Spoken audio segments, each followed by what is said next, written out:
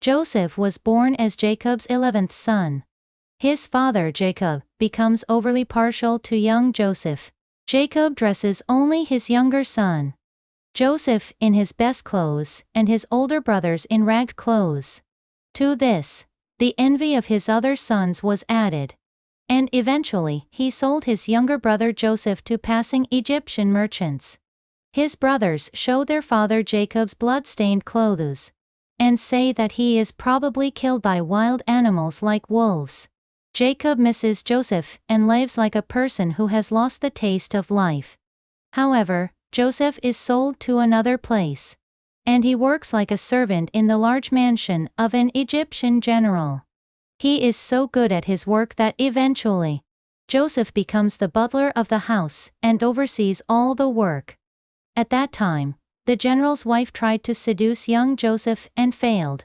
So she framed him and informed her husband that he had molested her.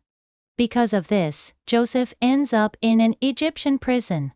However, this was the palace prison, where people who made mistakes while working in the palace came. There, Joseph meets people who have the best knowledge in each field. Joseph's dream interpretation in prison. Joseph believed this talent from Almighty God. He becomes famous as he learns a lot of knowledge. Many prison inmates ask Joseph to interpret their dreams. And that really happens. The cupbearer, who was reinstated in this way, informs Pharaoh, who was suffering from a dream, and Joseph interprets the king's dreams. After seeing the wise interpretation of strange dreams, Pharaoh of Egypt appoints Joseph as prime minister. He becomes prime minister, solves the decades-long famine in Egypt, and gains great recognition by strengthening the royal power of King Pharaoh. During that time, Jacob's family, suffering from famine in Israel, met Joseph, who became prime minister, and received salvation. Joseph received permission from the Pharaoh of Egypt, and lived with Jacob's family in the area of Goshen.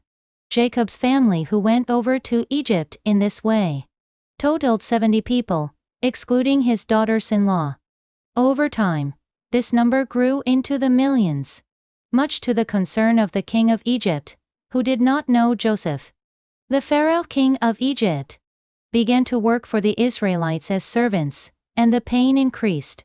These prayers of suffering were offered to God, and in time, Moses led Israel out of Egypt.